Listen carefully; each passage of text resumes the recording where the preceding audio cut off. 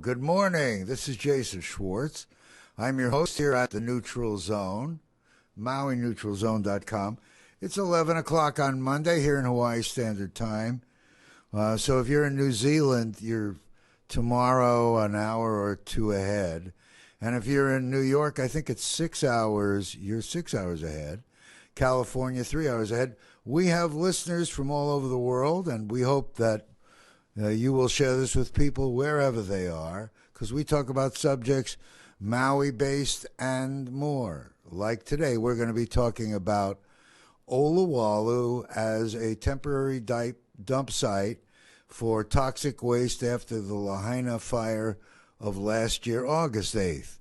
And I'm going to be bringing on scientist presentations and Department of Health and others that share their views that they tried to share with the county, but the county, when at least according to what we've heard from the people, no one read it before a public meeting where it was decided by the council to choose Olowalu as a temporary dump site or disposal site.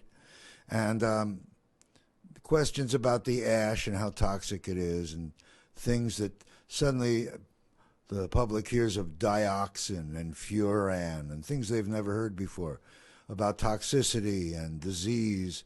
And there are different levels of understanding about that. And there's different levels of understanding about what to do with this ash and what it means right now, even right now.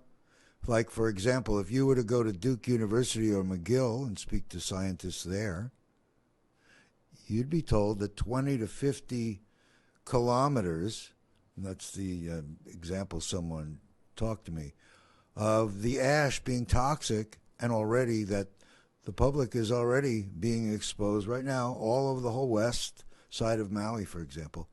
Well, if no one checks in and the Department of Health and doesn't have a way of presenting it publicly in any way superior to the Army Corps of Engineers or the Environmental Protection Agency or FEMA, with it's like a blanket, and that the monies go for approved programs. And many things that might be reviewed locally can't even be acted on. Imagine you're a mayor and you lived your whole adult life as a judge, so you relied on institutions and the correctness of what they were doing for your verdicts for your whole career. And now suddenly in a major crisis where everything going on, same with Dr. Josh Green, who's now our governor.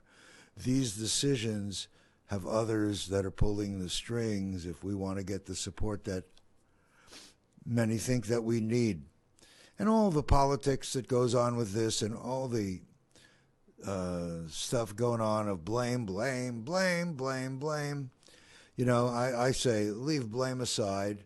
In Hawaiian, I learned that ho'oponopono not only means balance, but when you're there and we don't agree, kuka. I never heard those words before. That means we agree to still be in communication, but we don't agree on something, you know. But communication is open, like here, like the neutral zone.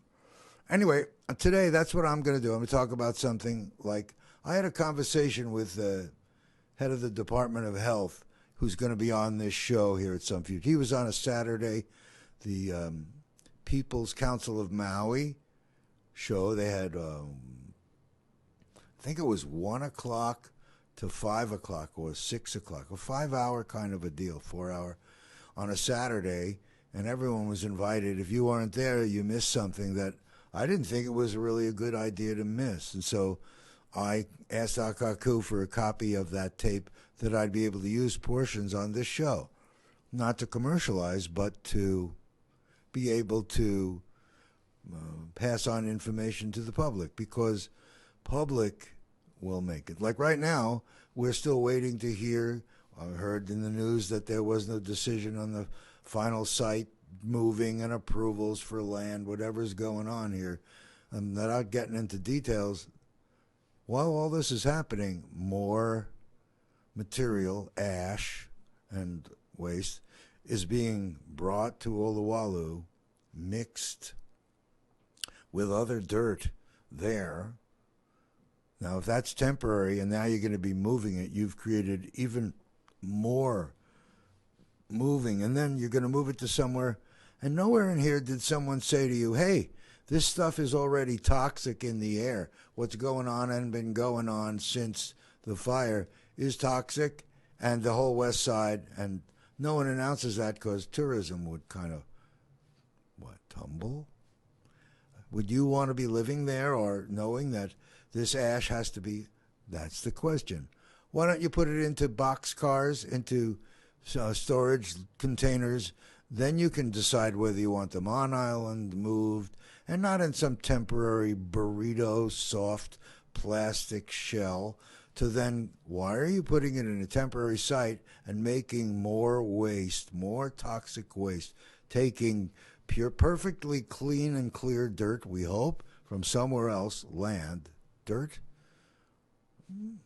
ground, dirt, and making more volume, and then you're going to put it on a little skinny road that's your link, your virtually only link, to your major tourist location in Lahaina on the west side. What are you doing? Why are you continuing to do this now that you know you have a permanent site? Why don't you get some empty containers, do all your bundling with your plastic if you want, and then put them somewhere temporary. You've got temporary control and can immediately, with help I'm sure and cooperation, put containers, stack them as high and wide as you need to until this final site, and then there, make it a recycling refurbishment. When you start to hear some of the things that have been already shared that could be an alternative to what's been going on, you might be outraged. Then you might realize how the mayor's hands, maybe he has control, maybe he does. Maybe he could immediately allocate money and get containers. Well, maybe FEMA won't pay for that piece. I don't know what FEMA will pay for. But what is the cost for losing tourism and people and their lives? You tell me. I don't have to even ask. I know the answer, and so do you. You know, if you want to be a politician and you want to talk with money that comes from a major source, your hands are restricted because of the incredible demands from people, and maybe justly so, that they need help. A lot of people now need help more than ever before, and they weren't in the burn zone, but their rents are still going up. They still need housing before the fire, before this. And no matter who caused it, and no matter what is the reason it happened, I believe we all recognize, put this stuff in containers, containerize. So whoever's listening, if you ever want to talk to someone that has the capacity and the authority to stop things from going into Olowalu Temporary Deposit Disposal Site, stop them. Tell them to stop it now and start accumulating on or near site or even on site.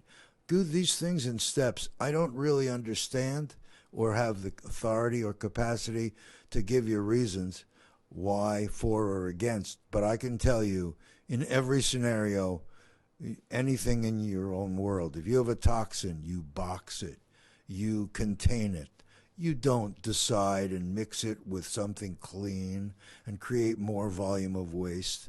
So if the EPA is the reason, then we need to get enough of you voices that are here in Hawaii, in Maui, and all over the world, please, United States and all over, to make a direct contact with the EPA, the Environmental Protection Agency, or FEMA, or if you know the governor, or if you know the mayor, or if you know the president, or someone in anywhere that can make an influence and maybe attract the affluence. Maybe it's private money that recognizes in time that these things we're talking about are cutting-edge technologies.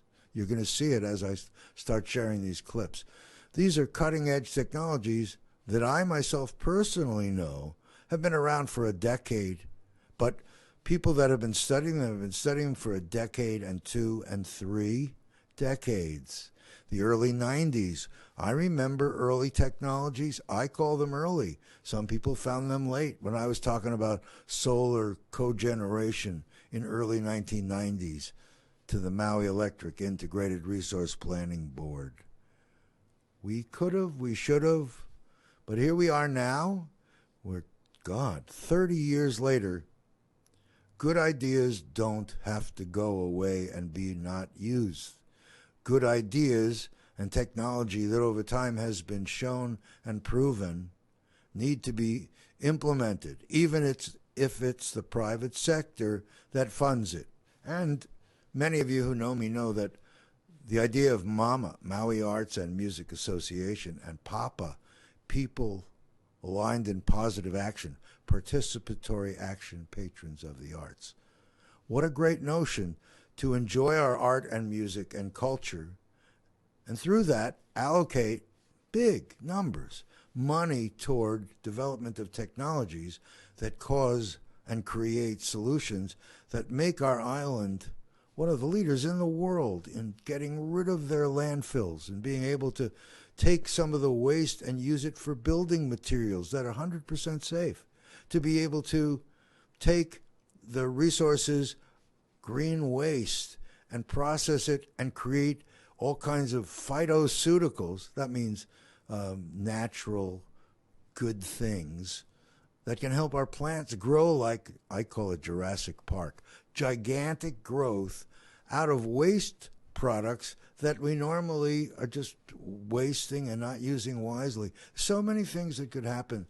These systems integrate and create solutions that an entrepreneur with vision and money, if Larry Ellison or Jeff Bezos or Elon Musk, I mean, I only use the names that I know. I know that there are many people that are wealthy that could be part of our vision and help us implement multi-million-dollar solutions for problems that can be solved, but our government and the system that is don't have money or don't, unless you want to keep going in debt forever.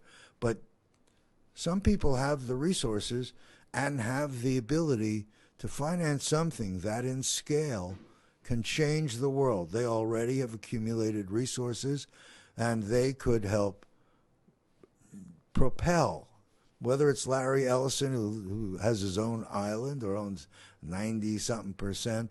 Imagine that as an example. Imagine Maui. We didn't create this problem unless those of you believe that we did create it. That's another story for another day. I have people that are not able to sleep because all the things they've been hearing about all these years, they now see how all the pieces fit together, and they get alarming. And I say, alarming, that's something that is for someone else to address more specifically than me.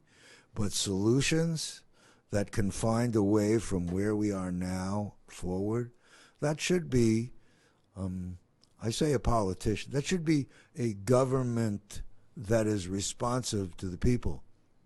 I mean, after this show, my good friend and engineer Tony Midnight has a guest on, Lisa Darcy. You've seen her on our show. I don't want to give away the show, but you should be tuning in after we're off here today. And if not, look it up and find it, because Lisa's been, for the houseless, champion, only in that she's very vocal and very clear and very charming, very clear, knows her stuff, helps people, a real blessing to our community. A lot of these agencies, they fear a person like Lisa. They don't know what to do with a person like Jason, who's up and talking. I'd like to see people coming here to our show, this neutral zone, call in. You can see at the bottom right. We're a call-in, 808-873-3435. If you're on the radio, you can't see through the radio. 808-873-3435 is our call-in talk show number. And we also have television component in that we're simulcast. Like when I bring on things today, you're going to be able to see those clips that I'm going to play and visually see them at this People's Council of Maui's, I want to say, first meeting. Liko Martin and John Cruz and Liko Martin, Ka'io's father, and others in the Olowalu community and elders and Kapuna and interested citizens. And there was an interested environmental department worker from Maui County there, and there was the head of the Department of Health in Maui there, and scientists from, there were 3, 4, 5 scientists.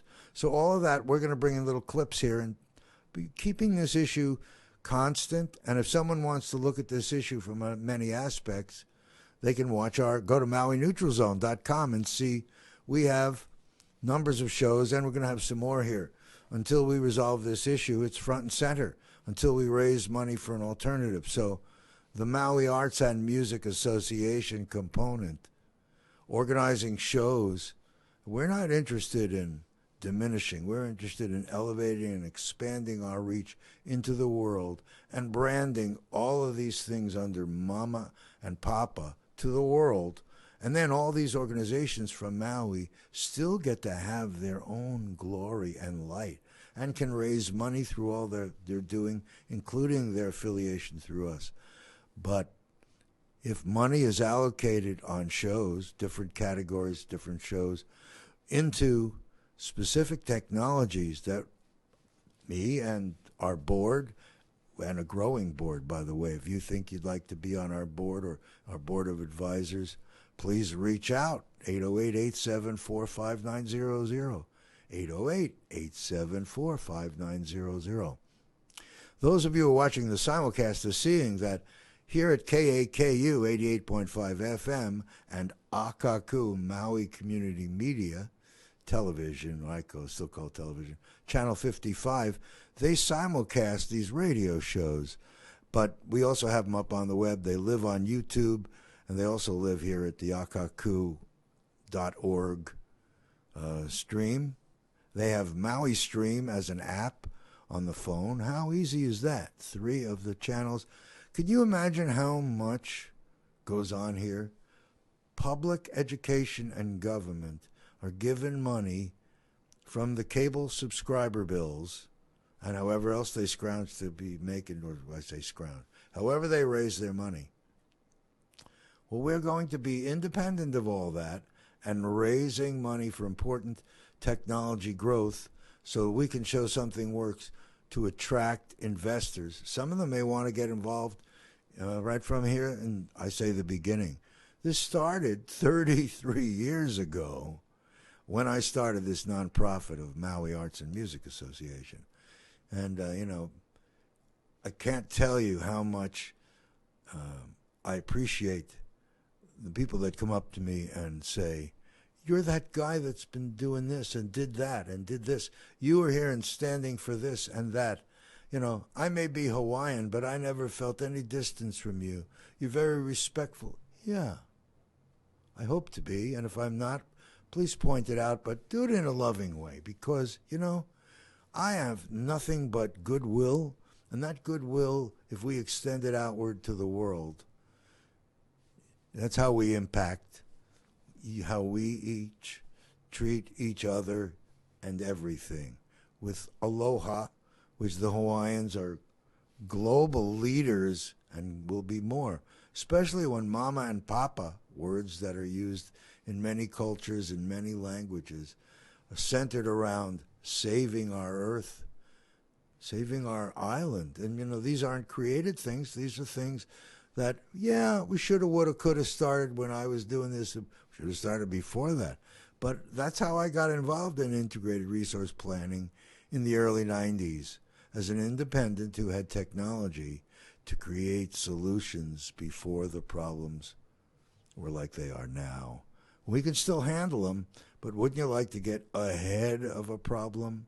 Be there to solve a problem before the wave gobbles up the shore, before we have an ash and we watch some antiquated system, an antiquated decisions of what's good and what's bad control us and stop us from doing the best. Well, what a big opening. Wow. I'm looking at the clock so I can see right. Wow, I talked a long time. That's good. This is KAKU 88.5 FM. I'm Jason Schwartz, your host of The Neutral Zone, MauiNeutralZone.com. You can find also on YouTube. You can find us at akaku, aku.org. You can find us simulcast right now and on Saturday morning at 7 a.m. following Democracy Now! On Channel 55 here at Akaku Maui Community TV. And I believe that it's on radio at the same time, KAKU. KAKU 88.5 needs a marketing arm. And that may mean that it's going to be us at Mama doing shows and including public access television and radio to be able to show what we do. There's this Mana'o Radio, and I take off my hat to them. They're bursting at the seams. Well, this is a public access station, and I imagine there's some difference in some ways about our charters and what you can and can't do. But people need to know and see the tremendous programming. This, I think, is Pacifica-based streaming. They get Pacifica shows, and we don't have local shows. But we have some really committed local people.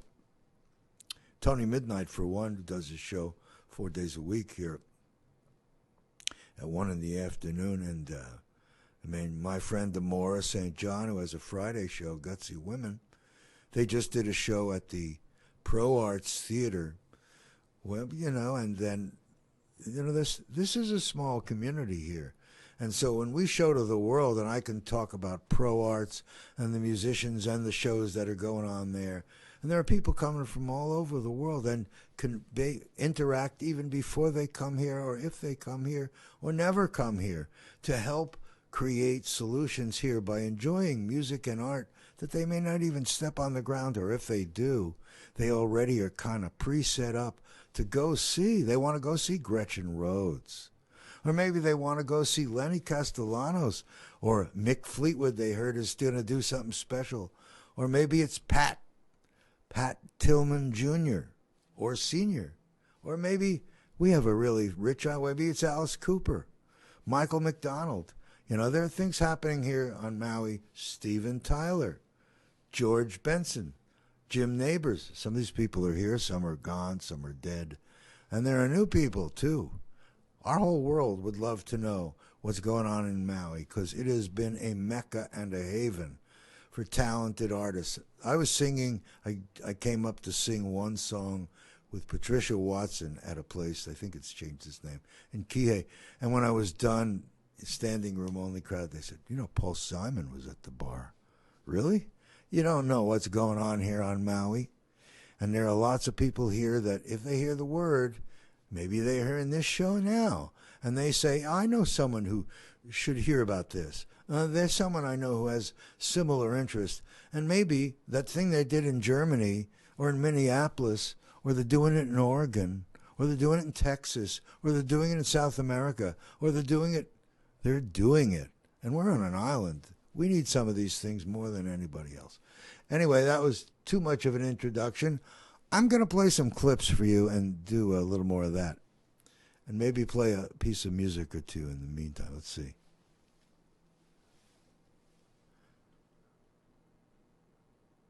This song was competing as I was trying to do my opening today, so you may not hear it because the rebroadcast will have the opening credits differently of just the opening song. But here's a song written by Lono. God, almost 25 years ago. Unlock the Hope. Oh, it's me singing, but it's Lono's song. Good song. The time has come to make a change. The time has come to unlock the hope that lives in each and every one of us. And we must do our part. We hold the visions God dreams of. Our hands can heal the ones we love. gather round and let us make a stand. For you and me, unlock the hope and there's a better life. Unlock the hope, there'll be no turning back. But nothing changes unless we unlock the hope.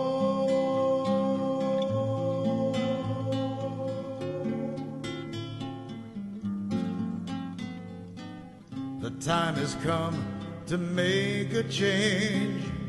The time has come to unlock the hope that lives in each and every one of us.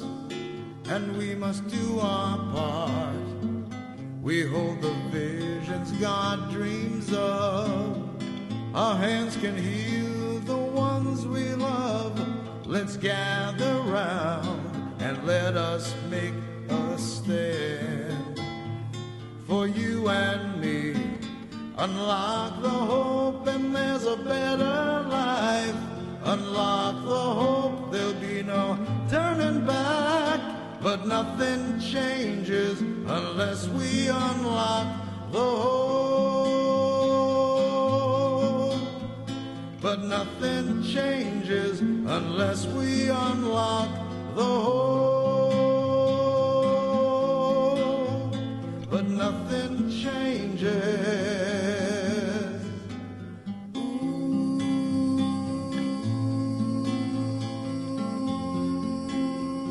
Unless we unlock the hope.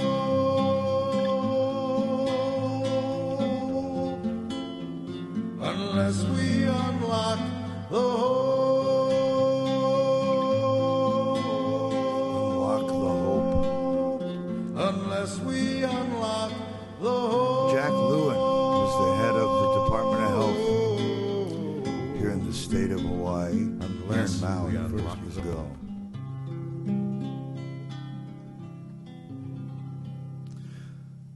Thank you. You know, Lono was living in Maui Meadows. Lono is over in Molokai now.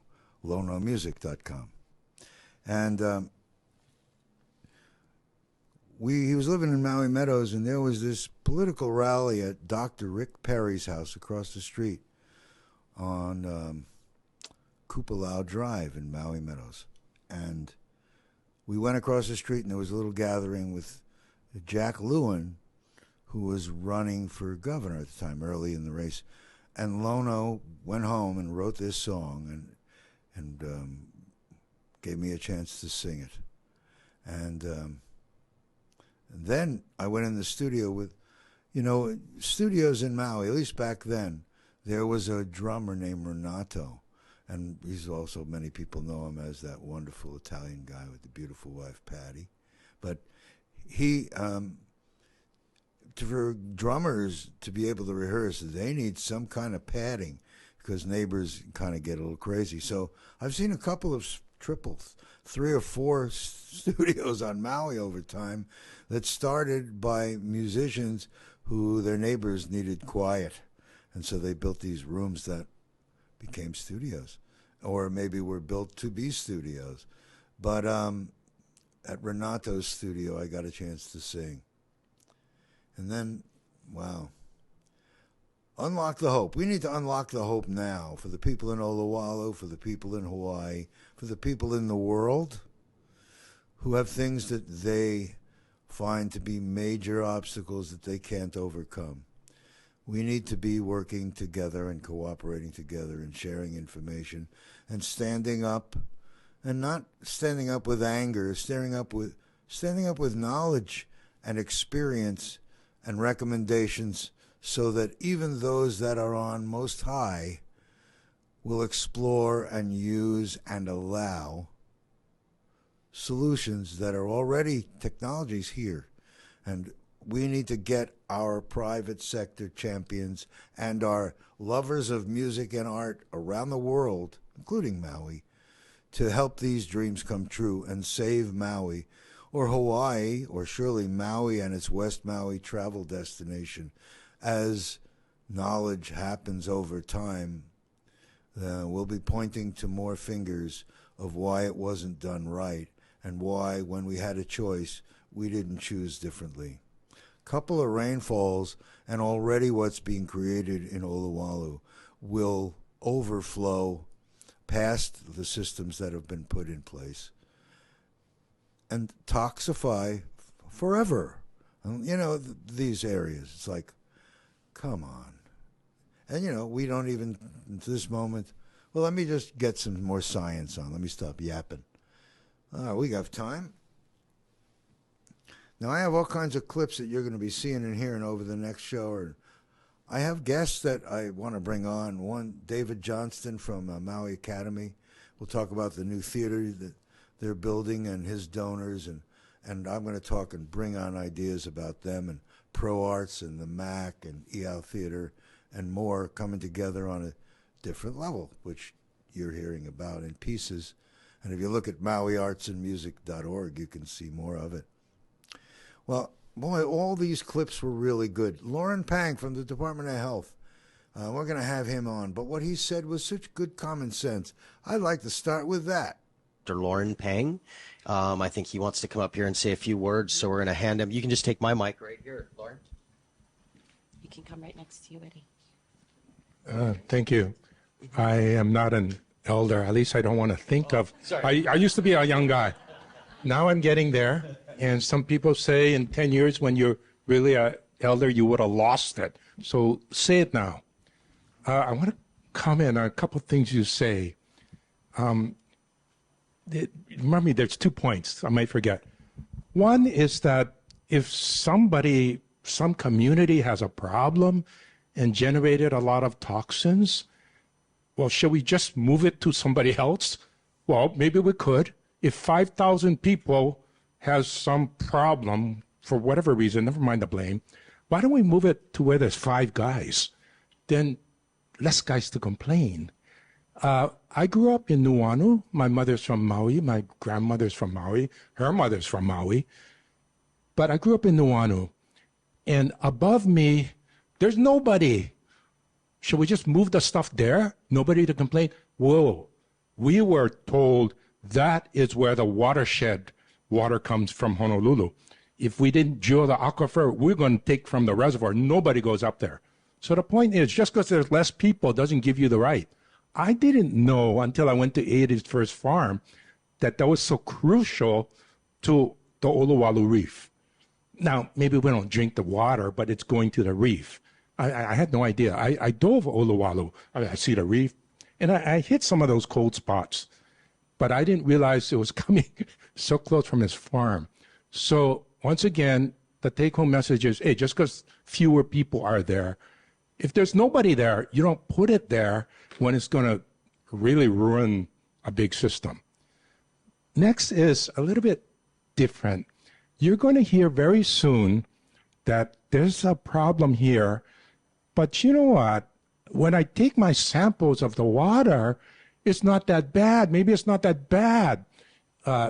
First of all, it is bad, and nobody knows how bad it can be. There are too many chemicals and toxins at once in the water. Some people said, hey, hopeless already. The ocean got so many microplastics. This is a form of microplastics. Well, what's a little more? I don't think Olowalu has that much microplastics as what could wash down. But nonetheless, they're going to say, we sampled. And you're going to say, hey, you sampled the wrong pot. Isn't it true, Dr. Pang, that the solution to pollution is dilution? So if you get a high concentration of stuff and I diluted it out, isn't that like okay? And you think about it, that's what we were taught. And that's for an individual person. Look, if I'm only going to drink 1 quart of water, I'd rather have it diluted so there's less per quart of water. That's for the individual. But for an ecosystem like the Olowalu Reef, I don't care how much you dilute it. Now it rains, so it's going to be diluted. Hey, it's being diluted. But it's total amount coming into your area that he showed with brown, the reef. So that thing about dilution and the rain's going to dilute it, first of all, you're supposed to contain the whole thing. But as it comes in, and it will keep coming in, these things will last about, my calculation, 120 years average. Well, that's enough to kill the reef. But you get it, right? If the toxins, whether it's in Lahaina or Olowalu, if it went worldwide, spread worldwide, well, okay, that's quite a dilution. But to dilute it and say, well, now it's diluted to the Olowalu Reef, that ain't enough of a dilution. By the way, there was a guy, I can't remember his name, he talked about his cesspool. Okay, now about the cesspool. Now I know about that. When we use the cesspool, it is from us. You got to lower that waste product, nitrate, quite a lot in order to drink the water. Oh, why don't we just dilute them out? That's good, because we're drinking the water. But that same pollutant, nitrates, do you know how much you have to lower it to not affect the reef, the injection wells of Lahaina? That's why they stopped the injection wells. Less than 1%. When you attack an ecosystem, you really got to get to lower levels. And I don't care if you temporarily dilute it with the rainfall, it's just going to come in. I was hoping for total containment. And I don't quite understand, where's Donna? Yeah, Donna, you remember I helped you set up aquariums look, when the aquarium leaks, you're going to pump it back into the aquarium that it's not leaking but overflowing? I just don't get it. How are you going to pump it up and hope that what? I just don't get the math, okay?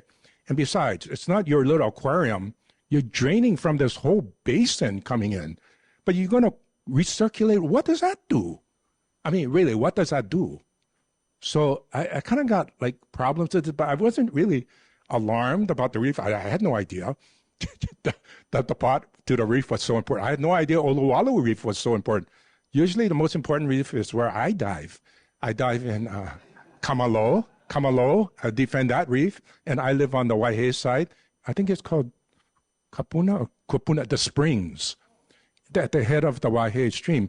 And when I dive, I don't see any spring. They said, go in the ocean. And sure enough, it's cold, and that's what feeds it. So everyone, like, I'm only aware of where I go. So I go visit Eddie, and it's like, whoa, that's worrisome. But I'm come to believe, from what I saw in Molokai, that Olowalu Reef is so important. Fine. Then I don't mean to say this, but I don't care if nobody lives up there to complain. Don't put it up there. You're going to kill the reef. Thank you. Oh, I speak as a private citizen. I got big scolding when they said that. Some guy said I can never speak again as a private citizen because I used my position for state government and my MD degree to hide behind it. I'm not hiding behind anything. Okay, let's have a discussion here.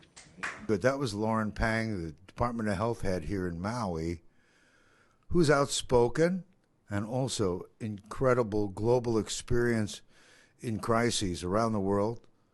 He's Dr. Pang, graduated from important universities here in the United States, Canada, and I'm going to go back because, I mean, this was quite a show. When I think about what I saw, there was a guy who has a farm. You saw him here on our show, Living Earth Systems. That's Eddie Garcia. Now, Eddie has a farm, and never mind that. Here's a little bit of Eddie Garcia. Where can we see examples of the successful use of some of the technologies that were put forward? As you heard from Philip, you can go to Hamburg, Germany. You can go to South Africa. As you've heard from some of the other guys, you can go to Oregon State. You can go to, I forget, Minneapolis or Minnesota as well, where there are sites that are up and working, and we have already invited the county and the state and the county council to come visit these sites. They did not think that it was important enough to look at these avenues. And again, so that's why we put it out to you, the public. Do you feel like it's important enough, or there's enough that our administration should be taking the time to look at these possible solutions? That's what it's basically about. So they had this meeting. It was long, and unless you were there on Saturday, you didn't get to hear a couple more questions, then I'm going to bring on a scientist or two or more. But we have more than for this show. Here's more of Eddie Garcia, another 9 minutes worth. Listen to these questions and answers. Is that the one I want to play? The one that to me just jumps out always is this one. So I'll start. It's 1 minute 24 seconds. About containerization. We talk about containerization, putting all of our material in one place and containing it in a safe area where it doesn't get wet. There's baling technology. When I was in South Africa, I watched them put something in an avocado sort of a container, spin it with plastic wrap around it, and they were bonding toxic material and stuffing it in containers for a problem that existed there. So I know personally, I've seen it. So now we're putting it to other folks. This is some baling technology here. It's a fraction of landfilling. And some of the other companies can still use what it's wrapped in and turn it into fuel. Containers. County told us that there's no way we could put it in containers. They told us it would take 40 acres and 12,000 containers. Well, guess what? Their math is wrong. And we've proven this beyond the shadow of a doubt. For the amount of material, if it is in fact 400,000 cubic yards, it will sit in 7,000 containers. 7,000 45-foot containers, which we have been in talks with Matson, Pasha. These guys are ready to step up. They're ready to make these containers available. Why is the county so against this? Why do they not want to? They're using every excuse in the world to put it in the landfill instead of contain it. It makes me wonder, but again, I keep going back to the EPA and the decision makers. We need, at that level, wherever, if it's not the EPA, whoever it is that can stop it from continuing to go to Olowalu and start storing it nearby in containers right now, right today, right now, until you move it to wherever you're going to move it to. Stop making it worse in Olowalu. That would be my first request. I hope that others out you will speak up, and out now is good. Into no more, and that was Nev that we were talking to before. Transforming solid waste. We're going to just skip through this pretty quick here, but the machines that he talks about, you can see up on here: sort, repurpose, transform. In order to make this happen, you need a clean facility to do it so that you're not contaminating the environment around you. There's nowhere on the planet that they take toxic material and add water to it. That's like a no-no. You want to keep the water out of it. You don't want to add something that could make it more transportable through a liquid scenario. So one, we know we want to keep it dry. We want to keep it contained. We want to keep it out of the elements. So yes, containment is super important. And all of these things focus on that. It needs to be contained so we can try any of these technologies out. So to bring it into somewhere and contain it, some pretty fancy machines there that do some sorting. We're hearing some confusion about what pyrolysis is and what gasification, which is pyrolysis, or incineration. We talk about burning something with oxygen. That's your incineration. So you can reach high temperatures with that. Dioxin actually becomes non-toxic over 2,000 degrees. And it's part of the county's argument. Oh, this stuff is burned at such high temperatures, it's not toxic anymore. Here's the caveat to that. Everything that you see in Lahaina that is not burnt, that is still super toxic. People are unaware that PVC, polyvinyl chloride, PVC is found in water pipes, around electrical wiring, around conduit, in vinyl siding. And so the average household, for 2 feet of square footage on a house, is on a conservative level 1 square foot of PVC material. It actually brings the number in Lahaina to the amount on there, and I don't have the math in front of me, but it's basically 333 million cubic feet of PVC in Lahaina. Linear feet, excuse me. So how much of that is burned at high temperatures, and how much of that can you still tell what it is? If you can still tell what it is, it's toxic.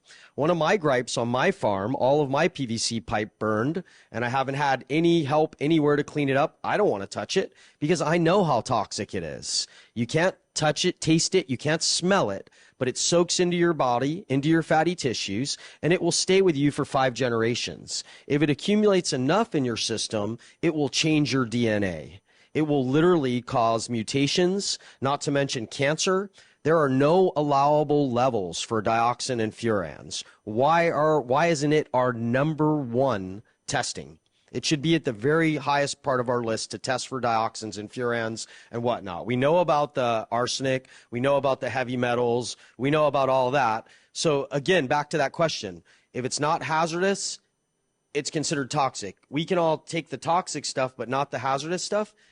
If it's toxic, isn't it hazardous? Won't it still hurt us? How can they separate that on a piece of paper and tell us, no, that's not hazardous? Wait a second, if I breathe it, I'm going to die. It's going to kill my kid. That's not hazardous? So there needs to be some serious discussion about this lingo that's out there, because hazardous is hazardous. I don't care if it's toxic or hazard it is. So, and we need to treat it that way. We know what's in it. So we're still talking about Neb's solution here. And like I said, this is a multitude of technologies that all work together. Sort it, split it, chop it. We're also talking with the other teams and all the other technologies that are available to do this, but they all come down to one thing, containing it. Neb process also turns it into nanoparticles, which then can be sealed in concrete. And are basically pretty harmless to the environment and can be used as building materials. Wow, we have to ship in all of our building materials nowadays, and we're chopping down trees to do it. Why wouldn't we turn our trash into houses? Who's going to throw a house away? I mean, it's like, seriously, there's so many answers that are potentially available with us for looking at some of these solutions. Why would we turn a blind eye to it and say, no, we're not even going to look at it? So we're going to skip past here now. These are some of the nanoparticles that they create with one of the Neb solutions. And some of that they're actually showing through years down the road can actually grow plants and whatnot in it. Some of the areas also, Neb also builds these amazing houses that are hurricane proof. They've been put all over the world. They encapsulate some of the material, make it into panels. And now you have a building solution to perhaps rebuild Lahaina as well. So that's just within those solutions and the people that he's working with. And then we're going to get to the big one that, I say the big one because we've all been told it can't be taken off island. We've been told by FEMA that it is a $4 billion price tag. This is on their material. We have it here somewhere, but you can find it on the county slides. They basically say a $4 billion problem. Well, if it's a $4 billion problem for FEMA, then how come Clean Harbors has a proposal on their desk right now? In fact, this is the email to Lemomi and myself and all of us in the group. And this has already been delivered to the mayor's office, to the Corps of Engineers, everybody, 100 people on this list were all emailed this, and we have receipts that they have it. So basically they're saying, look, we will remove all of this material, containerize it, put it on a boat, and take it to Utah and burn it in an incinerator. Not only that, besides an incinerator, they have other technologies. These are one of the largest waste disposal companies in America. And they've said, look, for $400 a yard, we will take it all off the island and get it taken care of properly. Why are we not doing that, Mr. Mayor, Mr. Governor, County? Why are we not doing that? We've heard the excuse of EV. And with all due respect, we want to define what exactly that means right now. Why can we not ship this to the mainland when we have a company that will do it for $160 million? That's less than 4% of a $4 billion price tag. Are you telling me my children and my grandchildren are not worth $4 billion? They're not worth $160 million? They're not worth you taking the time to look at and actually just entertain the thought for us as a community when we've been asking you why we can't take it somewhere else? So if there's a reason culturally that we can't take it somewhere else, then we want to hear from you. If you're out there right now, whoever you are, then explain to us the difference between the EV, the difference between the urns, and what stops us from taking it to the mainland. Is it respectful to our ancestors to put them in a pit, roll them over with bulldozers, contaminate non-contaminated Aina, and then let it seep into the ocean and blow into the air on another community? I don't think one wrong or one justifies another. So I asked this question seriously to my community, and I think we're all asking this question, so that's something that has to be answered. So these guys at Clean Harbors, these are big players in this, and they just need the county to get back in touch with them and acknowledge these proposal have been put on their desk, and they've been waiting now for weeks for them just to answer them, and so they can give them more comprehensive reports and bring it back down to the exact numbers. But their rough estimates put it about $160 million. A $40 million landfill that the county is telling us is the answer at Olowalu, which they're now combining with 3 times the amount of material. How much does it cost to bring the 50 trucks a day, and where is that material coming from? This is another county for the question for the county. Where are you bringing this material that's coming in as clean dirt, mixing it with some of the most toxic materials known to man, and then saying you're going to move it again? So, like, does that make any sense anywhere? To me, it doesn't. So I'm asking you, everyone out there in the group, we want your input in this, and we want to know how this makes sense. Yeah, I think that was Eddie Garcia, who has a farm out there in West Maui. He and a group put a lot of money into trying to find solutions that made sense, and they're important. That's just why I'm bringing these pieces on the show. Here's a couple more questions from Eddie Garcia. I was going to play Nev or the guy from Clean Harbors. Well, we'll do that on either the next show or the one after, maybe the next show. Jim Homer they call him, from Clean Harbors there on the mainland, talking about what they're able to do with plastics. And Kevin DeWitt from PDO Technologies.